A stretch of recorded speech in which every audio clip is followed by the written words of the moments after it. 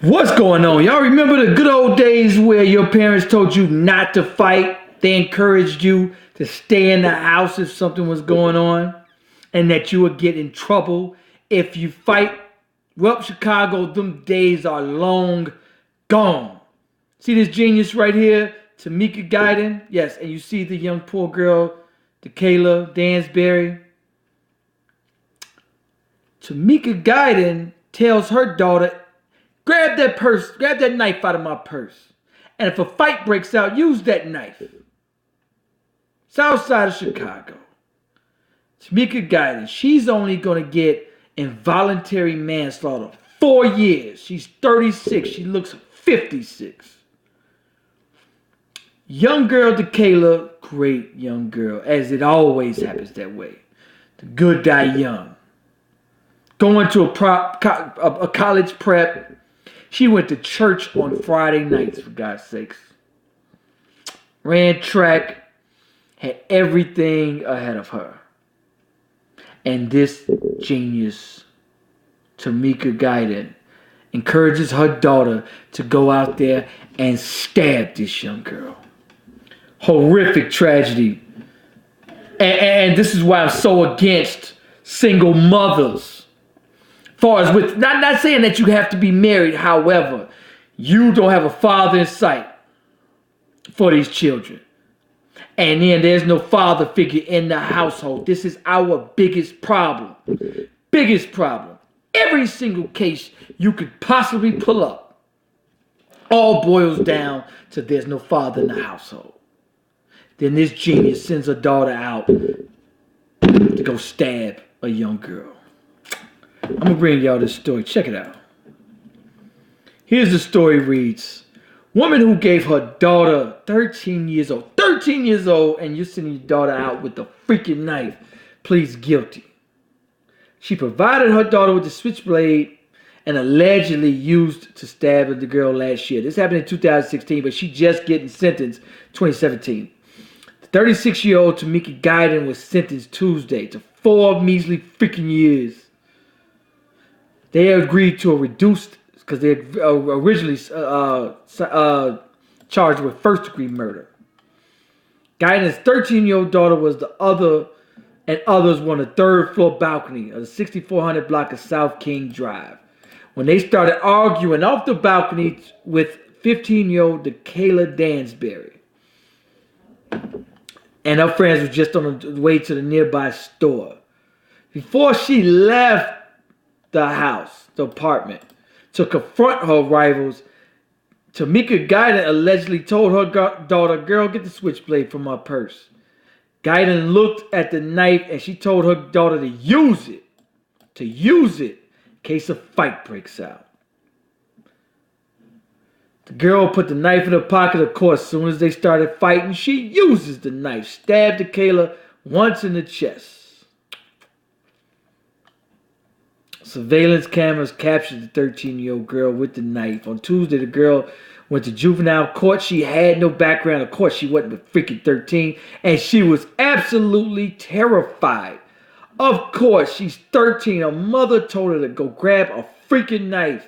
It's her mother's fault. Her mother should get first-degree murder. They had the charge right the first time. Tamika, and if it was a man, he definitely would have got life. If it was a man that told his son to go kill some freaking body. Tamika Gayden went to Dunbar. But they're not saying which Gayden. I don't know if this is the daughter Gayden. Well, it had to be the daughter. It had to be the mother Gayden, because the other girl's 13. She couldn't go to high school. So Tamika Gayden went to Dunbar High School, but dropped out her junior year because she was freaking pregnant. She said she had a supporting father, but he lived in California, suffers from dementia. So she had to grow up without a father here in Chicago. Of course. We had another promising life snuffed out in Chicago.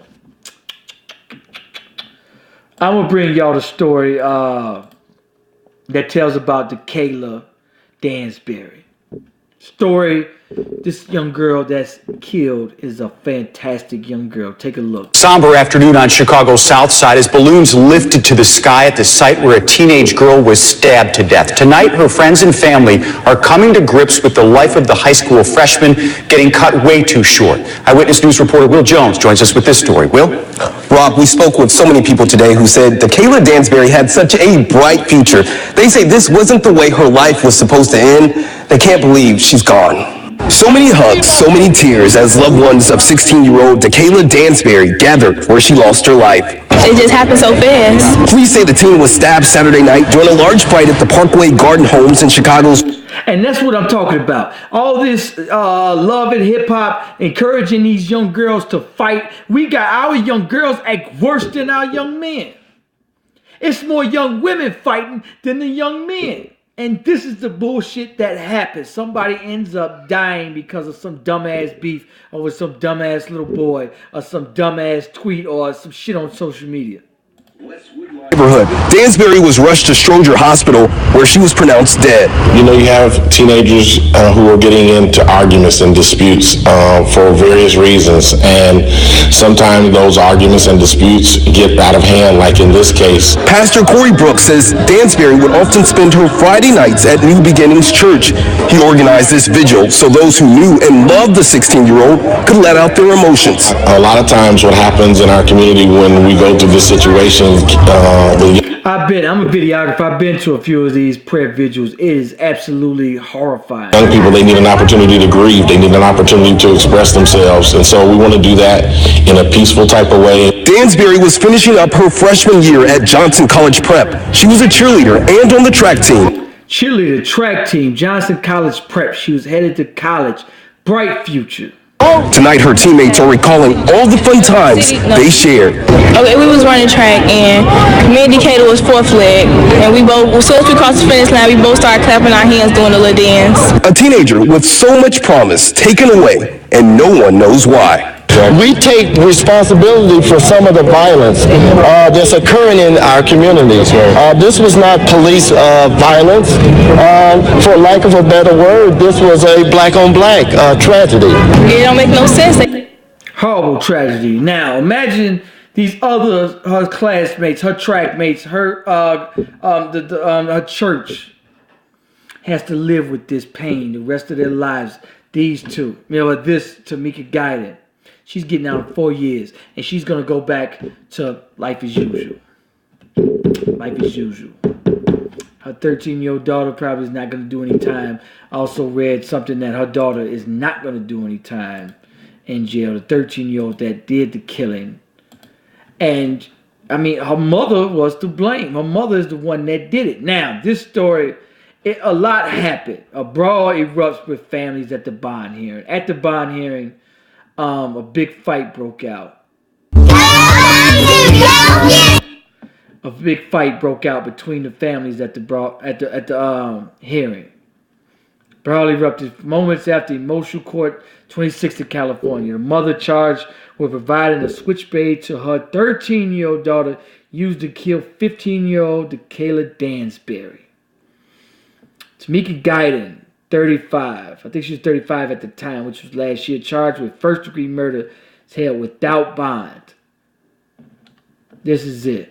Court's building. A mother accused of helping her daughter kill a 15-year-old was in court today facing murder charges. Prosecutors say she gave her 13-year-old a switchblade to stab De'Kayla Dansberry to death. Today, the anger over that incident spilled outside the courthouse. ABC 7's Rebby Bateswell's here with more. Ready?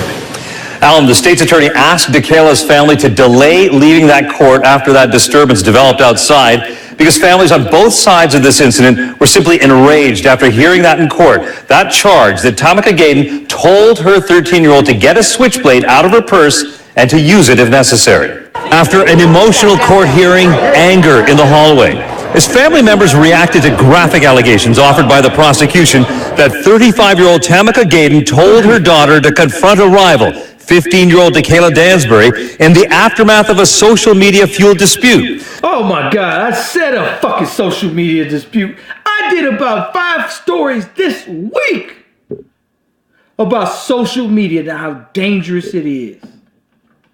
Court heard the 13-year-old, who was in court yesterday, lunged at De'Kayla with that switchblade, even though they were not directly fighting.